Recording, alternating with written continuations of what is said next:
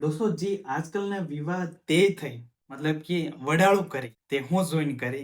ને પેલ જમાનામાં જે વડાળું કરતા હતા એ હું જોઈન કરતા હતા વેન મેં રાતર દાડન અંતર થઈ ગયું આસમાન ધરતીનું અંતર થઈ ગયું એવું લાગે મને પેલ જમાનામાં જે વિવાહ થતા હતા આપણે તે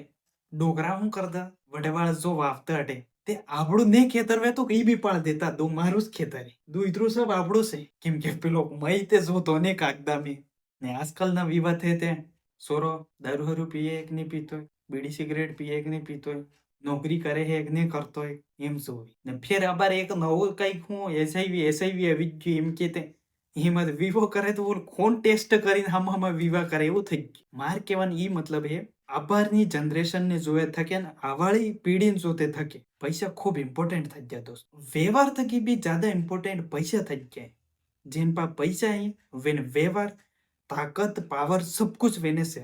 એટલે દોસ્તો આપણે જિંદગીમાં પૈસા કમાવા શીખો પૈસા મેનેજ કરવા શીખો તમને ખબર હે કે મેનેજ થાય એમ તમારે રોજ હું વિડીયો બનાવું અનાસ માટે મારે એક જ ટોપિક હે પૈસા ધન્યવાદ સાથીઓ